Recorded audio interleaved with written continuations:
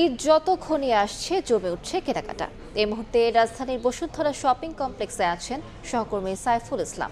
সরাসরি যাচ্ছি তার কাছে। সাইফুল,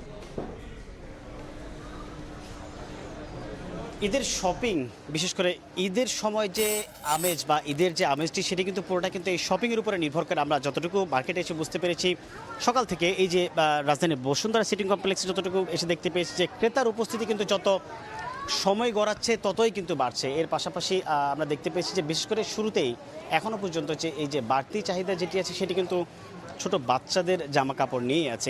এরপরেই কিন্তু আসলে বাচ্চাদের পরেই অন্যান্য যারা আছেন তারা, বিশেষ করে মায়েরা এবং বাবারা তাদের শপিং করে থাকেন। তবে এক্ষেত্রে এখনও পর্যন্ত জানতে পেরেছি যে রমজান শুরু হওয়ার যে প্রথম সপ্তাহে চাহিদা, বিশেষ করে মার্কেট কেন্দ্রিক মানুষের আনাগোনা কম থাকলেও এখন কিন্তু পুরোপুরি আমরা দেখতে পাচ্ছি যে মার্কেট ভর্তি মানুষ। কেননা কিছুক্ষণ আগেও আমরা এখানকার যে স্টলের মালিক আছেন বা কথা বলেছি এখানকার যে ব্যবসায়ী তাদের সাথে কথা বলে, তারা বলছেন যে বিশেষ করে এখন যে এবার ঈদে সবচেয়ে বেশি চাহিদা হচ্ছে মেয়েদের যে ফার্সি নামক একটি জামা বেরিয়েছে সেটি নিয়ে আর কি।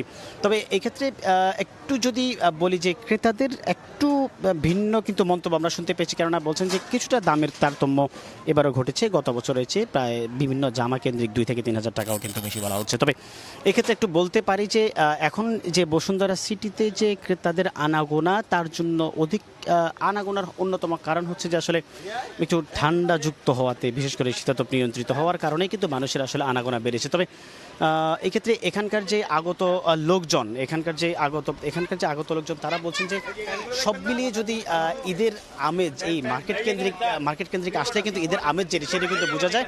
সেক্ষেত্রে কিন্তু ব্যবসায়ীরা যেন একটু নমনীয় থাকে সেই প্রত্যাশায় কিন্তু এখানকার আগত ক্রেতাদের। এ ছিল আমার কাছ থেকে ঈদ শপিংয়ের বসুন্ধরা সিটি থেকে সর্বশেষ খবর। 40 বছর ধরে অসংখ্য খুশির মিছিলে ছিল আইডিএলসি, থাকবে আগামীতেও।